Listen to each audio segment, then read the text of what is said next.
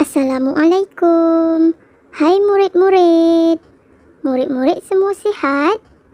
Kalau sihat, alhamdulillah. Jadi, hari ini kita akan belajar tentang nilai wang. Murid-murid ingat lagi tak? Minggu lepas kita ada belajar tentang wang shilling. Jom kita ulang kaji.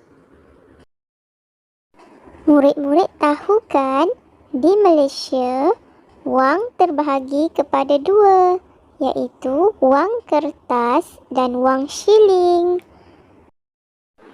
Jom kita lihat wang shilling yang kita telah belajar pada minggu lepas.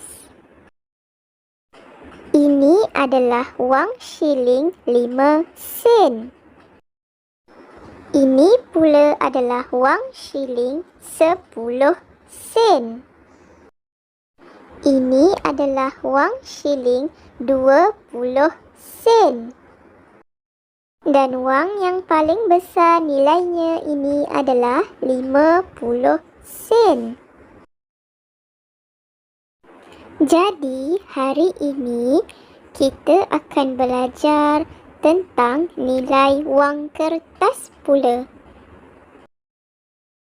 Wang kertas di Malaysia adalah berbentuk segi 4 tepat. Nilai mata wang di Malaysia adalah RM, iaitu ringgit Malaysia. Ini adalah wang yang paling kecil nilainya, iaitu RM1 Malaysia. Wang ini berwarna biru dan terdapat nombor 1 pada permukaan duit ini. Ini pula adalah wang RM5 Malaysia. Wang ini berwarna hijau dan terdapat nombor 5 pada permukaan duit. Ini adalah wang RM10 Malaysia. Wang ini berwarna merah dan terdapat nombor 10 pada wang ini. Ini adalah wang RM20 Malaysia. Wang ini berwarna jingga dan terdapat nombor 20 pada wang ini. Ini adalah wang RM50 Malaysia. Wang ini berwarna biru dan terdapat nombor 50 pada wang ini. Dan yang terakhir, ini adalah wang yang paling besar nilainya, iaitu RM100 Malaysia. Wang ini berwarna ungu dan terdapat nombor 100 pada wang ini. Murid-murid boleh faham? Kalau boleh faham, mari kita susun wang secara menaik dan menurun pula. Jika susun wang secara menaik, murid-murid perlu susun daripada nilai yang paling kecil kepada nilai yang paling besar. Jom kita susun sama-sama. Jadi, nilai yang paling kecil adalah RM1 Malaysia. Seterusnya, nilai yang lebih besar adalah RM5 Malaysia. Seterusnya, nilai yang lebih besar lagi adalah RM10 Malaysia.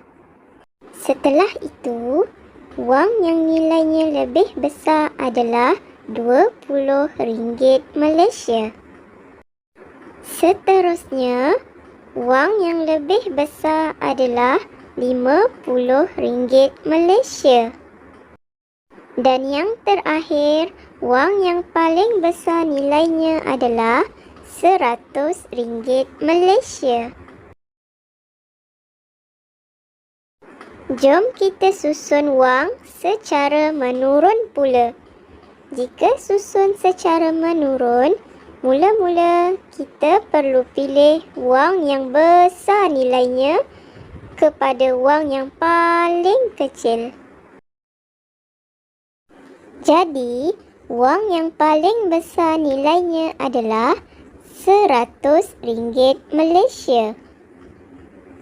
Seterusnya, wang yang lebih kecil nilainya adalah RM50 Malaysia. Setelah itu, wang yang lebih kecil adalah RM20 Malaysia. Kemudian, wang yang lebih kecil lagi adalah RM10 Malaysia. Setelah itu, wang yang nilainya lebih kecil adalah RM5 Malaysia. Dan yang terakhir, wang yang nilainya paling kecil adalah RM1 Malaysia. Murid-murid boleh faham kan? Bagus. Cikgu ucapkan terima kasih kerana terlibat pada PDPR hari ini. Jadi, latihan pada hari ini ialah murid-murid perlu mengecam dan menyebutkan nilai wang kertas dengan betul. Yang kedua, murid perlu menyusun nilai wang kertas secara menaik dan menurun dengan betul. Jangan lupa hantar tugasan ya. Jumpa lagi.